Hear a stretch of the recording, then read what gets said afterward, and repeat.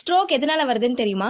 வாங்க தெரிஞ்சுக்கலாம். ஸ்ட்ரோக்னு சொல்றதை விட பக்கவாதம் சொன்னா தான் நிறைய பேருக்கு தெரியும்னு நினைக்கிறேன். ஓகே, நம்ம பிரைனுக்கு போற பிளட் சப்ளை இன்டரப்ட் ஆகிறதுனால தான் நமக்கு ஸ்ட்ரோக் வருது. இப்போ எப்படி நம்ம ஒரு வயலுக்கு தண்ணி பாய்ச்சறோம், அதுல பயிர் வச்சிருக்கோம், தண்ணி பாய்ச்சறோம் அப்படின்னாக்க வாய்க்கால் வரப்பு போட்டாதான் அந்த பயிருக்கு தேவையான தண்ணி அதுக்கு போய் சேரும். அந்த மாதிரி தான் நம்ம என்டையர் பாடி ஃபுல்லாவும் பிளட் சப்ளை பண்றதுக்கு நிறைய ஆர்டரிஸ் இருக்கு. அதே மாதிரி நம்ம பிரைனுக்கு எடுத்துட்டு போகவும் ஒரு ஆர்டரி இருக்கு. அந்த ஆர்டரி மூலியமா தான் பிளட் மட்டும் கிடையாது, ஆக்சிஜன் அண்ட் நியூட்ரிஷன் இது எல்லாமும் சேர்ந்து போகுது. அந்த ஆர்டரி பிளாக் ஆகிறதுனால தான் நமக்கு ஸ்ட்ரோக் வருது. அந்த ஆர்டரி நேம நம்ம கரோட்டிட் ஆர்டரி அப்படின்னு சொல்றோம். அந்த கரோட்டிட் ஆர்டரியை 2 மேஜர் ஆர்டரிஸா டிவைட் பண்றாங்க.